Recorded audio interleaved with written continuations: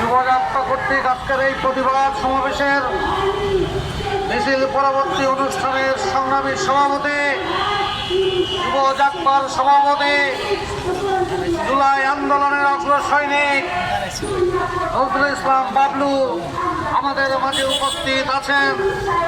90-এর গণ আন্দোলনের ছাত্র নেতা জুলাই যোদ্ধা জনাব আসাদুর রহমান খান উপস্থিত আছেন। বীর মুক্তিযোদ্ধা 90-এর গণ আন্দোলনের নেতা জুলাই যোদ্ধা সৈয়দ শফিকুর রহমান শফিক ভাই উপস্থিত।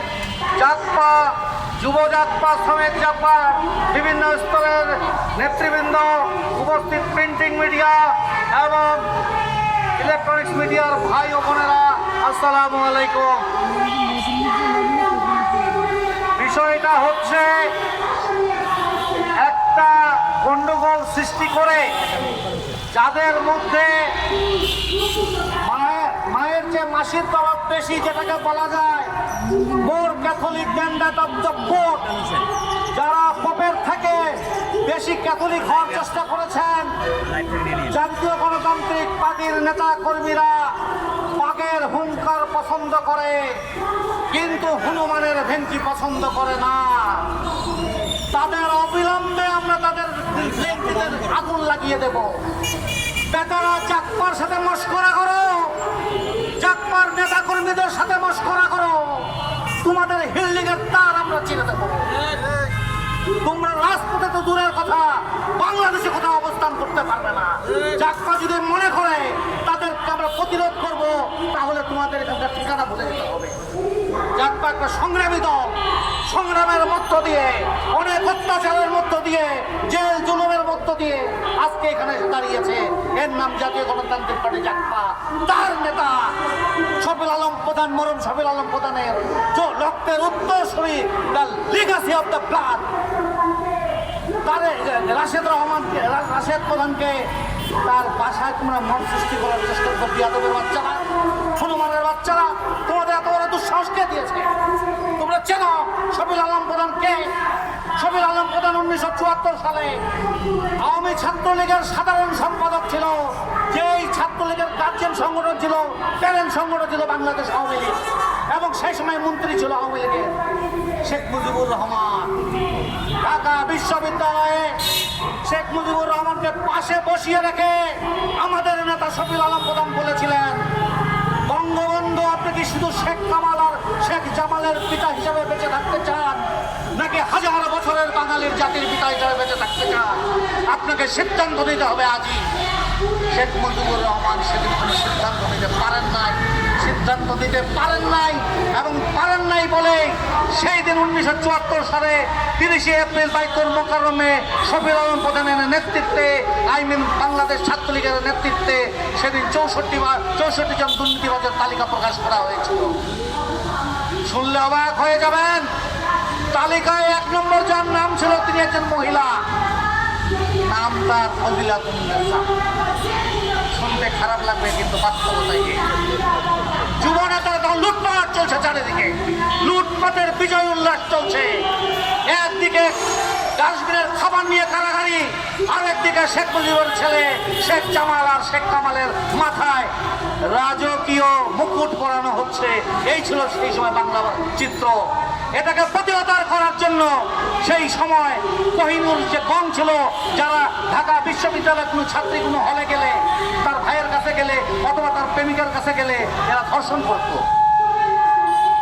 সেই কোহিনুর গংকে আরেকটি গং রাতের আধারে হত্যা করে দিল। দিয়ে টোটাল ঘটনাটা শফিল আলম প্রধানের উপর কাঁধে চাপিয়ে দেওয়ার চেষ্টা করা হলো। ইতিহাস জানতে হবে, ইতিহাস বুঝতে হবে, না হলে অনেক কিছু বিভ্রান্তির অন্তরালে রয়ে যাবে। তারপরে এই ঘটনার যিনি মূল নায়ক ছিলেন, একজন মারা গিয়েছেন, একজন বেঁচে আছেন।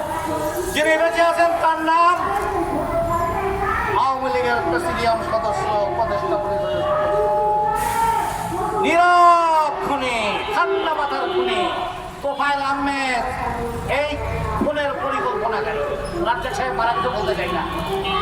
আর আরেকজন জীবিত আছে, যে এই ঘটনার সাক্ষী, যে এই ঘটনা যার নাম হচ্ছে বীর মুক্তিযোদ্ধা এ.কে.এম. মাসুদ। এ.কে.এম. মাসুদ এখন লন্ডনে থাকে এবং সে হচ্ছে সিএনসি স্পেশাল ফোর্স। মুক্তিযোদ্ধাদের যিনি চিফ ছিলেন ওসমানী সাহেব, তার একটা সিএনসি কমান্ড ছিল। সেই কমান্ডে ছিলেন 111 জন। সেই 111 জনের মধ্যে হচ্ছে বীর মুক্তিযোদ্ধা এ.কে.এম. মাসুদ। এই মাসুদের গ্যাজেট নাম্বার হচ্ছে 5202 গণপ্রজাতন্ত্রী বাংলাদেশ সরকার। এই মাসুদ সাহেবের সাথে আমার গত পরশুদিন কথা হয়েছে। সে বলেছে বাংলাদেশের যে কোনো গোয়েন্দা সংস্থা যদি আমাকে ইন্টারোগেশন করতে চায় তাহলে তুমি আমার এই ঠিকানাটা দিয়ে দিবা, এবং আমি স্বেচ্ছায় লন্ডন থেকে আসে এই ঘটনার সাক্ষী দিতে রাজি আছি। লিসেন জেন্টলম্যান, এখন বুঝতে হবে কত ধানে কত চাউল না, কত কমে কত আটা হয়েছে, কত এই পদ্মা যমুনে হাতে কত পানি গড়িয়ে পড়ে হচ্ছে। হুলুমানের বাচ্চারা এই ঘটনা জানা বলে তারা আজকে ক্যাথলিক, তারা কোর্টের থেকে অনেক বড় ক্যাথলিক সাজার চেষ্টা করছে। তাদেরকে বলতে চাই, ঠ্যাং ভেঙে দেবো বেটারা, ঠ্যাং ভেঙে দেবো।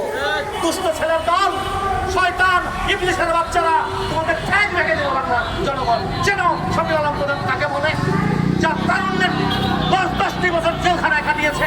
শেখ মুজিবের মতো সংগঠনের সাধারণ সম্পাদক থাকার পরেও তার বিরুদ্ধে লড়াই করেছে। কখনো শুনেছেন কোন সরকারি দল সেই সরকারের বিরুদ্ধে বিদ্রোহ করতে পারে? শফিউল আলম প্রধান এটি করেছিল 1974 সালে, এবং শেখ মুজিব এটাকে খেয়ে ফেলার চেষ্টা করতে পারে নাই। এখনো সময় আছে, ঠান্ডা মাথার কোন তোফালকে ধরে আনা হোক, তাকে জেরা করা হোক, তাকে ইন্টারোগেশন সেলে নিয়ে যাওয়া হোক, এবং গরম ডিম বলবো না, একটু উষ্ণ ডিম আর একটু শুকনা মরিচের গোড়া দিয়ে তাকে জিজ্ঞেস করা হোক যে বাবা ধন সেই দিন এই পরিকল্পনাটা কেমনে হয়েছিল। বের হয়ে আসবে সব। নতুন ইতিহাস জানতে হবে, নতুন ইতিহাস সৃষ্টি করতে হবে। যাই হোক, এদিকে পুলিশের দায়িত্ব পালন করতে তাদের অসুবিধা হচ্ছে ট্রাফিক ব্যবস্থা, আর আপনারা সবাইও ক্লান্ত হয়ে পড়েছেন। আমি শুধু একটি কথা বলতে চাই, ন্যায় বিচার আমরা কোনো আশা করি।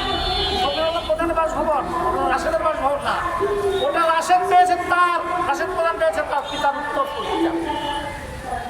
যে বাড়িতে হামলা করা হয়েছে, আল্লাহর বিচার যদি সত্য হয়ে থাকে, শেখ হাসিনা কিন্তু 4 আগস্ট পর্যন্ত জানতো না, 5 আগস্ট পর্যন্ত জানতো না যে সে বাংলার মাঠ থেকে চলে যেতে হবে তাকে।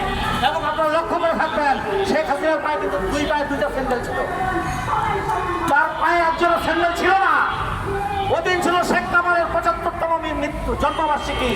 অনেক খানা পিনার আয়োজন করা হয়েছিল।